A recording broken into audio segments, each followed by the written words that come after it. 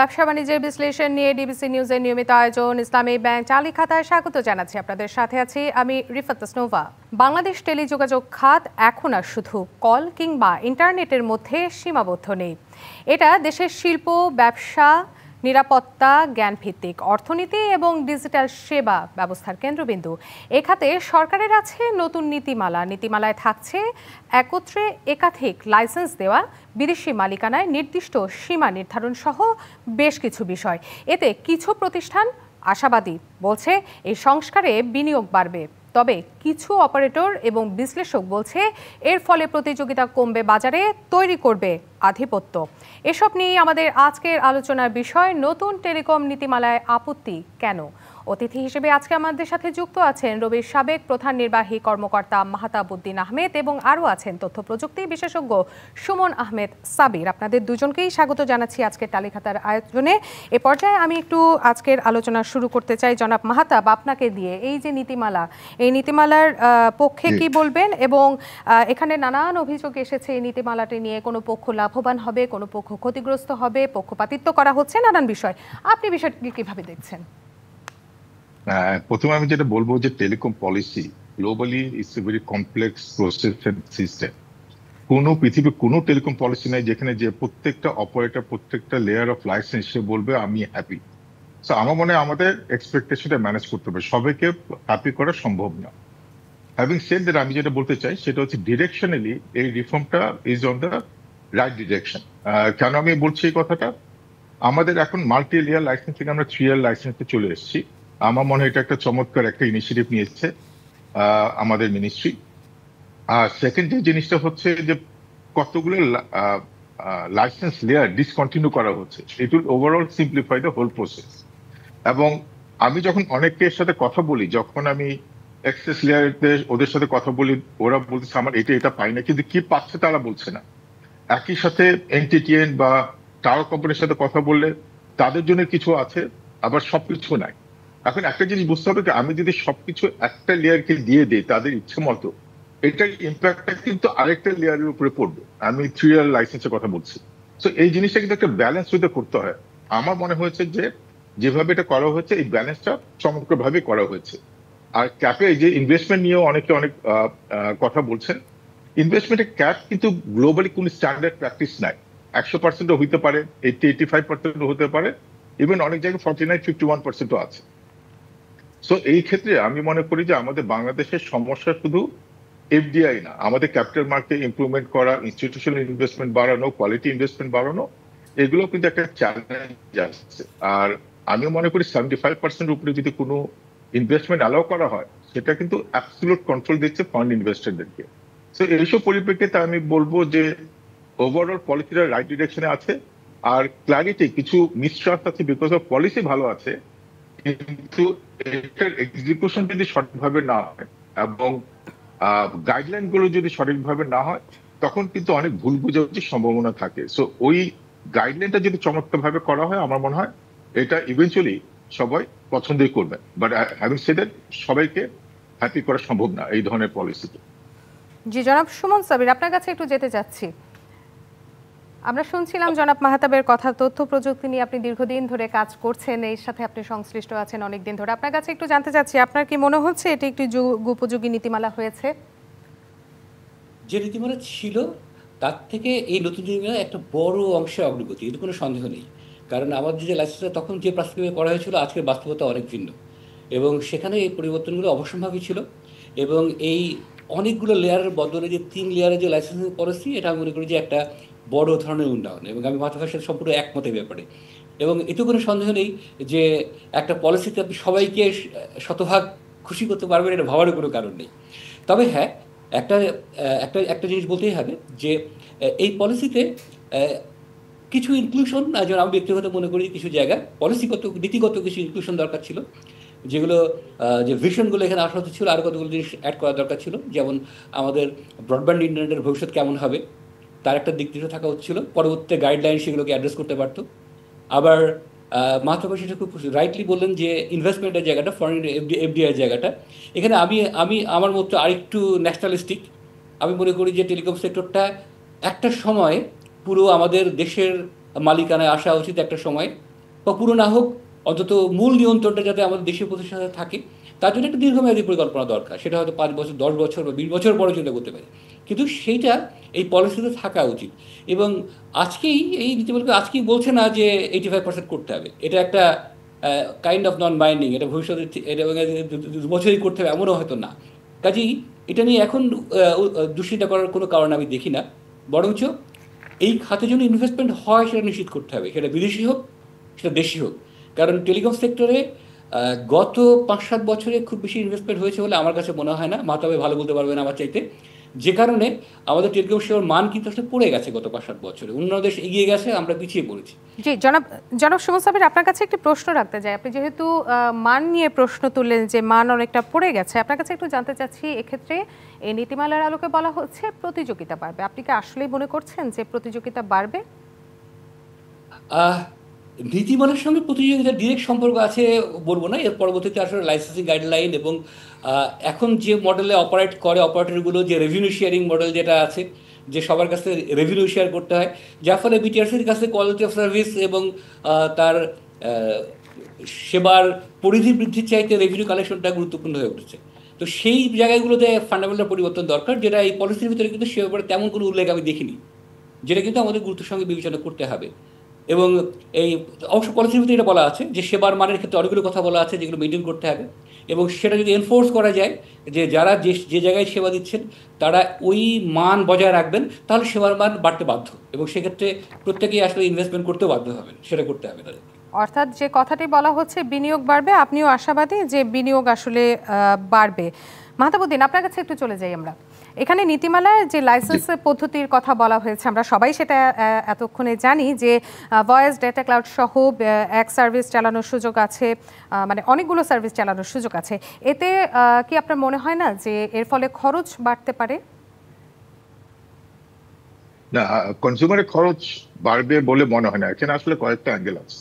Reform policy একটা side cover করে। আমরা যদি প্রাইসিং এর কথা বলি বা খরচের কথা বলি, বড় একটা ফ্যাক্টর হচ্ছে ট্যাক্সেশন। এই রিফর্মে কিন্তু ট্যাক্সেশনে কিছু বলা হচ্ছে না, কারণ রিফর্মে যদি আমরা ওভারঅল কষ্ট ধরি, it will not be significant. Significant হবে এনবিআর কত ট্যাক্স ইম্পোজ করছে অ্যাট ডিফারেন্ট স্টেজে। সো আমি এখন এনবিআর এর দিকে যাচ্ছি না। আমি যদি ইয়ের কথায় আসি, আমাদের রিফর্মের দিকে, কয়েকটা জিনিস হবে। যেটা সুমন ভাই বললেন যে আমাদের কিন্তু quality is not up to the mark, even আমাদের রিজনাল কান্ট্রির সাথে যদি কম্পেয়ার করি। সেই ক্ষেত্রে আমি বলবো এই রিফর্ম পলিসির একটা ভালো ইন্ডিকেশন আছে। ভালো কিউএস মেনটেন করতে পারলে এবং ভালো রোল আউট অব্লিগেশন যদি করা যায়, সেই ক্ষেত্রে কিন্তু গভর্নমেন্ট ইনসেন্টিভাইজ করছে। আমার মনে হয় ডিরেকশনালি এটা একটা চমৎকার একটা ইনিশিয়েটিভ, যেটা আমি আগে কখনো দেখি না। আর সেকেন্ড একটা জিনিস যেটা হচ্ছে যে আমাদের ফিউচার টেকনোলজিটাকে ব্যবহার করার জন্য যে জিনিসটা দরকার, সেটা হচ্ছে আমার 5G রেডি হইতে হবে, আইওটি ইউজ করতে হবে, ওপেন ল্যান্ড ইউজ করতে হবে। এই ধরনের নতুন নতুন টেকনোলজি ইউজ করার অপরচুনিটি কিন্তু সুন্দরভাবে রাখা হয়েছে। স্যাটেলাইটের কথা বলা হয়েছে।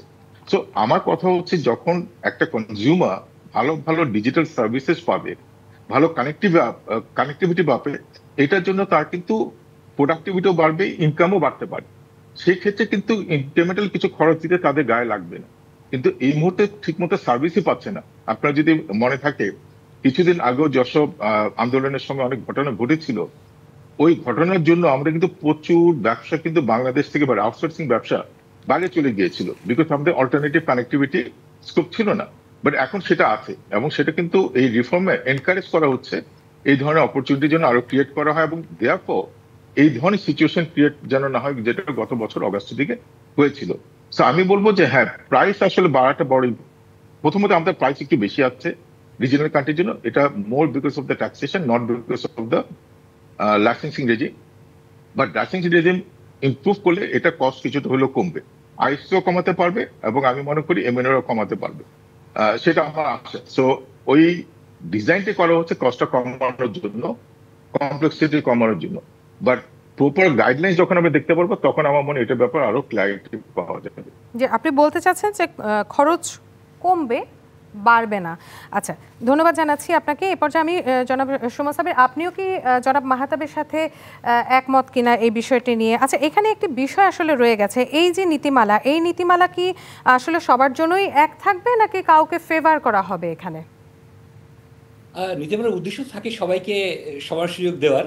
তবে এই নীতিমালা এখন এখন পর্যন্ত যে জায়গায় আছে, আমার কাছে মনে হয়েছে যে মোবাইল অপারেটরদের ক্ষেত্রে যতটা বিষয়টা তাদের যে দাবি দেওয়াগুলো, যতটা প্রয়োজনীয়তাগুলো যত অ্যাড্রেস করা হয়েছে, সেই তুলনায় ফিক্সড লাইন সার্ভিস যারা আইএসপিরা যারা সার্ভিস প্রোভাইড করে বা যারা ট্রান্সমিশন সার্ভিস প্রোভাইড করে, তাদের ক্ষেত্রে ততটা আসলে তাদের ব্যবসার ক্ষেত্রে বরং কিছুটা কিছু কিছু ক্ষেত্রে আমি বলবো চ্যালেঞ্জ রয়ে গেছে, যেটা মিটিগেট করা দরকার। যেমন আমি যদি, যেহেতু আমি আমার কর্মজীবনে একটা ট্রান্সমিশন কোম্পানিকে প্রতিনিধিত্ব করি, সেই পার্সপেক্টিভে যদি সেখান থেকে আমি যদি বলি যে এখানে ট্রান্সমিশনের কিছু অংশ, যেমন এখন বলা হচ্ছে যে ট্রান্সমিশন ইকুইপমেন্টগুলো মোবাইল অপারেটররা ইম্পোর্ট করতে পারবে, খুলে দেওয়া হয়েছে।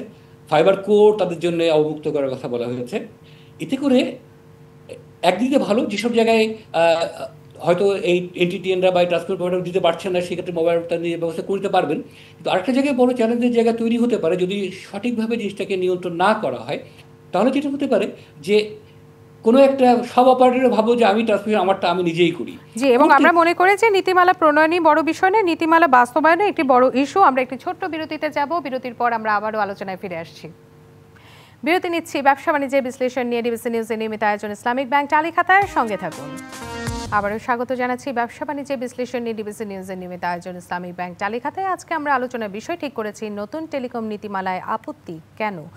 এ বিষয়ে আলোচনা করতে আমরা আমাদের সাথে দুজনকে অনলাইনে যুক্ত করেছি। এ পর্যায়ে আমি একটু জনাব মাহাতাব আপনার কাছে আবারও যেতে চাচ্ছি। বিরতির আগে আলোচনায় যে বিষয়গুলো উঠে এসেছে, পরিবর্তন দরকার ছিল, খরচও বাড়ছে না, প্রতিযোগিতার বাজার হয়তো আরও বেশি সুন্দর হবে, স্মুথ হবে। আপনার কাছে একটু জানতে চাচ্ছি যে তাহলে এই নীতিমালা নিয়ে অনেকের আপত্তি আছে, এই আপত্তিটা কেন? আপত্তিটা আমার পার্সোনাল অ্যাসেসমেন্ট হচ্ছে ওনারা সবাই সবকিছু পেয়ে যেতে চাচ্ছেন একবারে, যেটা প্র্যাকটিক্যাল না। এখানে একটা জিনিস, একটা ব্যালেন্স ক্রিয়েট করতে হয় যখন এই ধরনের পলিসি ক্রিয়েট করতে হয়। এখানে মাল্টিপল পার্টি আছে। এখানে যদি আমরা টায়ার বেস লাইসেন্সের কথা বলি, 3টা টায়ার আছে।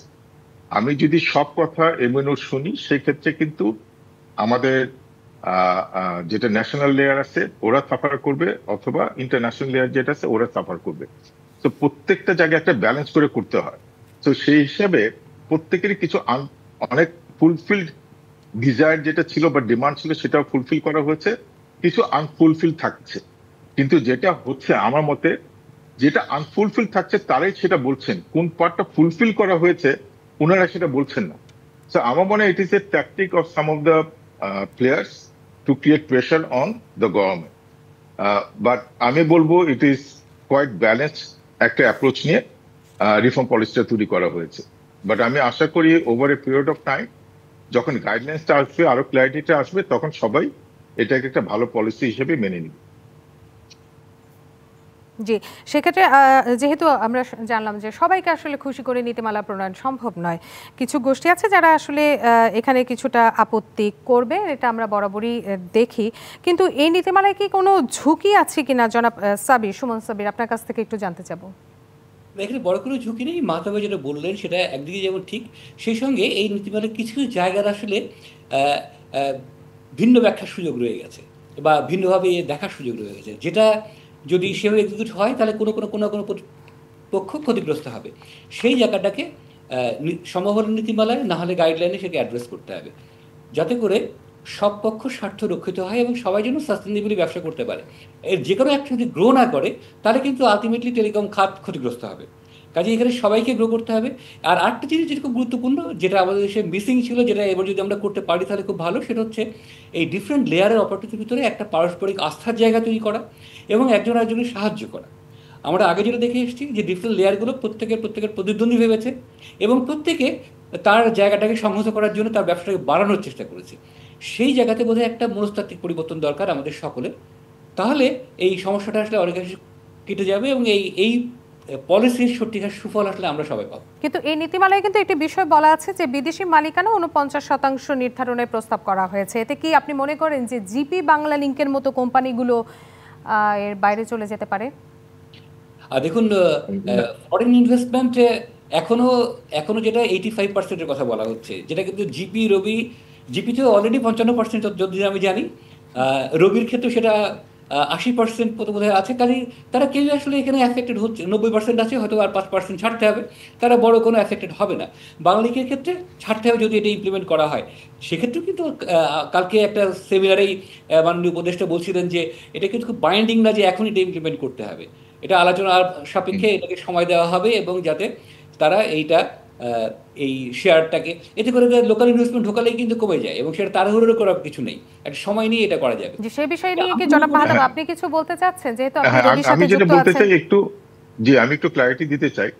এটা 3টে লেয়ার আছে, তো লাইসেন্সের 3টে লেয়ারে ফরেন ইনভেস্টমেন্টের নাম্বার কিন্তু ডিফারেন্ট।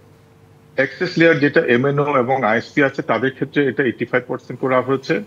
তারপর হচ্ছে ন্যাশনাল লেয়ারে সেটা বোধ হয় 65% অব্দি রাখা হয়েছে, এবং যেটা হচ্ছে ইন্টারন্যাশনাল লেয়ার যেখানে খুব বেশি বড় ধরনের ইনভেস্টমেন্ট লাগে না, সেখানে 49% রাখা হয়েছে। সো আপনি যেটা বলছিলেন একদম নিচেরটা ইন্টারন্যাশনাল লেয়ারটা। সো আমার মনে হয় যে যেটা আমি আগেও বলেছি, এই পার্সেন্টেজ গুলো বলা হয়েছে এবং যেটা সুমন ভাই কারেক্টলি বলেছেন, এটা হচ্ছে over a period of time implement করতে হবে, এটা ওভারনাইট ইমপ্লিমেন্ট করা হবে না, এটা সম্ভবও না। সো আমিও মনে করি সুমন ভাইয়ের মতো কিছু কিছু ক্ল্যারিটি এবং ট্রাস্টের সমস্যা আছে, because based on past experience আমরা গত 15-20 বছরে যে ধরনের এক্সপিরিয়েন্স হয়েছে, অভিজ্ঞতা হয়েছে বিভিন্ন অপারেটরদের, বিভিন্ন কিন্তু এখানে কিন্তু সেগমেন্টের হোয়াটসঅ্যাপ অপারেটরদের। বা আমরা যদি দেখি হোয়াটসঅ্যাপের মতো যে ওটিটি প্ল্যাটফর্মগুলো রয়েছে, জুম, এগুলোর বিষয়ে কিন্তু কিছু বলা হয়নি। সেক্ষেত্রে কি বড় কোনো ইকোসিস্টেম এগুলো রেগুলেট করবে? ওই যে আমরা বললাম যে ইন্টারন্যাশনাল ওই সেগমেন্টে এই জিনিসগুলো চলে আসা উচিত, যে জন্য সুমন ভাই বারবার বলছেন এবং আমিও বলছি এইসব ব্যাপারে আরো ক্ল্যারিটি আসবে যখন আমরা গাইডলাইন গুলো হাতে পাবো।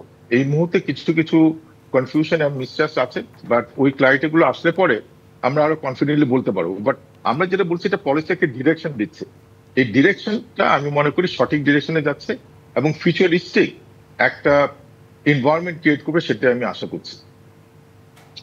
জি, জনাব মাহতাব উদ্দিন আহমেদ এবং জনাব সুমন আহমেদ সাবির, আপনারা এতক্ষণ আমাদের সাথে ছিলেন। আপনাদের দুজনকেই অসংখ্য ধন্যবাদ জানাচ্ছি আলোচনায় অংশ নেওয়ার জন্য। ধন্যবাদ জানাচ্ছি আপনাদের।